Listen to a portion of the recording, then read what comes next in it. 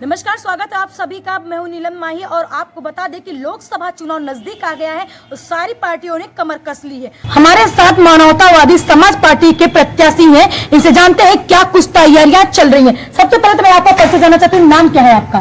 मेरा नाम रोहिताश है और मैं प्रोफेशनली आर्किटेक्ट हूँ। राजस्थान का मूल निवासी हूँ।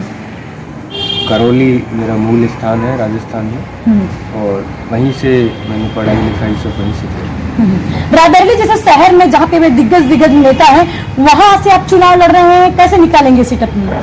जब उद्देश्य बड़ा होता है तो बड़ा दुश्मनी चुनना पड़ता है, वो स्पष्ट बताता हूँ। दूसरी बात, यहाँ की जो जनता है वो बड़े बड़े दिग्गजों को धूल चटाने के लिए जानी जाती है और मैं उसी आशा से आया हूँ कि ये जो खुले दिमाग की पब्लिक है, जिसका उद्देश्य भारत के जब हमारा भारत एक बड़े परिवर्तन की मांग कर रहा है, चाहे वो लोकतांत्रिक सुधार हो, चाहे व्यवस्था परिवर्तन हो, तब मुझे ऐसा लग रहा है कि यही एक जगह है पूरे भारत में जो इतना बड़ा काम करने के लिए एक साधारण मनुष्य को, एक साधारण व्यक्ति को दिग्गजों से आगे खड़ा करेगी और दिग्गजों को साधारण मनुष्य के, आम जनता की, पब्लिक की शक्ति के आगे उतना और भी जाता।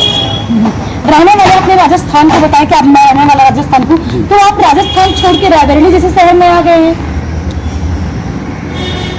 ये इस बात का तो मैंने आंसर पहले ही दे दिया आपके पिछले क्वेश्चन। बात यही है कि मेरा उद्देश्य वो है राष्ट्रीय और पूरा भारत एक है। दूसरी बात, मैं यहीं क्यों आया उसका भी बता दिया मैंने कि यहाँ की पब्लिक की जो राजनीतिक परिपक्वता है वो मुझे लगता है ज़्यादा बेहतर है और अन्य स्थानों से वीरों की भूमि है और ये कार्य वीरता का है। वीरता का व्यक्तिगत रूप से नहीं कर रहा हूँ, ये पब्लिक की शक्ति से ही जीतूंगा मैं और पब्लिक की पावर सबसे बड़ी चीज़ है जनतंत्र में। रायबरेली की जनता आखिर आपको क्यों चुनेगी, क्या मुद्दे हैं आपके?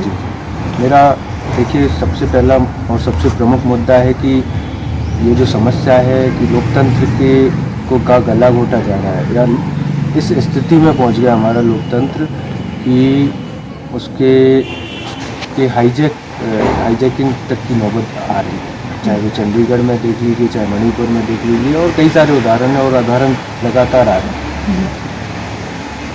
और मैं ये मानता हूँ कि प्रमुख जो वो है बात की पब्लिक के अंदर ट्रांसफ़र ऑफ पावर होनी चाहिए। जो नेताओं के अंदर पावर का सेंट्रलाइजेशन हो गया, उसका डिसेंट्रलाइजेशन पब्लिक के अंदर होना चाहिए। पब्लिक की पूछ होनी चाहिए। आम आदमी की जो सबसे निचले पायदान पर है उसको राजनीतिक रूप से पावर, शक्ति, शासन प्रशासन में जनता की भागीदारी और चेक एंड बैलेंस, जैसे कि निरंकुश होता है जब शासन तो उसको पीछे नीचे, जैसे पतंग को नीचे खींच लेती है जब उड़ाने वाला चाहे, वैसी पावर होनी चाहिए। ऐसा नहीं कि एक साल तक जैसे किसान पड़े हुए हैं। जब इंदिरा गांधी ने आपातकाल लगाया तब कितनी परेशानी आई थी और फिर से उस संविधान को ध्वस्त करने तक की हिम्मत हो गई थी। तो ये ऐसे 2-4 उदाहरण प्रमुख हैं कि हमें एक आमूलचूल सुधार की जरूरत है हमारे लोकतंत्र में। एक ऐसा जो हजारों साल तक आपको सुधार तय हुआ आगे बढ़ता रहे और विश्व कहे जय भारत। एक चुनाव जीतने के लिए पावर चाहिए, मनी चाहिए, है ना, सब तो इम्पोर्टेंट होता है, लेकिन आप वो दोनों चीज आपके पास नहीं है तो कैसे लड़ेंगे चुनाव आप? अगर पावर और मनी का अपन मैं यूज करता हूँ एक लिमिट से ज़्यादा, ठीक है, अगर है काम किए हैं तो कैसा भी होगा अगर हिम्मत करिए। लेकिन अगर मैं एक लिमिट को क्रॉस करके अपने मनी का यूज़ करता हूँ तो ये संदेश ऐसा जाएगा कि फिर मैं मनी को दोबारा से पाने के लिए भी प्रयास करूँगा। भ्रष्टाचार का यही तो कारण है कि बेतहाशा चुनाव में पैसा बहाया जाता है, फिर बिजनेस के तौर पर दिया जाता है और उसको दोबारा से इनकमिंग, फिर आउटगोइंग, फिर इनकमिंग। मैं ये नहीं चाहता। पैसे को, बिजनेस को राजनीति से दूर रख के एक साधारण तरीके से एक जो बोलते हैं ना उसको, एक उदाहरण पेश करते हुए और अच्छा स्वच्छ राजनीति की पहल करते हुए। सोनिया गांधी का संसदीय क्षेत्र है, लेकिन सोनिया गांधी ने अपना क्षेत्र छोड़ के वो राजस्थान से चुनाव लड़ेंगी, इस पे क्या कहना है आपका?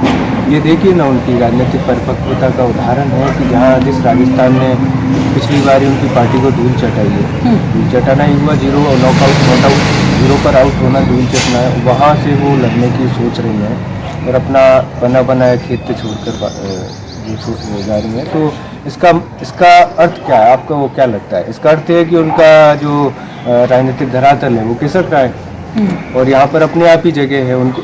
वो उनके अंदर कैसे पता चला उनको ऐसे पता चला कि उनका अब टाइम गया। जो मानवतावादी पार्टी है वो जनता के बीच जा रही है, तो कैसा जनता का स्नेह क्या मिल रहा है? क्या लग रहा है कि 2000 लोकसभा चुनाव जो होने वाला है आपको विजय हासिल होगी रायबरेली से?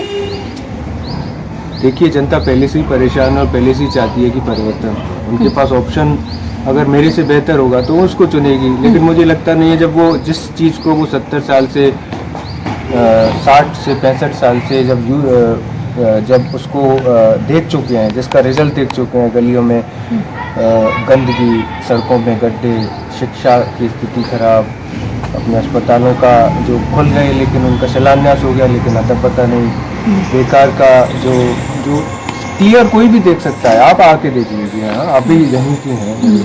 तो कुछ रिजल्ट मुझे तो नज़र नहीं आया कि इतने 70 साल से जो 60 साल तक जो शासन में रहा वो यहाँ से जीतता है और उसने ऐसे अलग। और दूसरी बात, जो दूसरी पार्टी वो तो है ही नहीं, मुझे तो लगता नहीं है कि यहाँ और किसी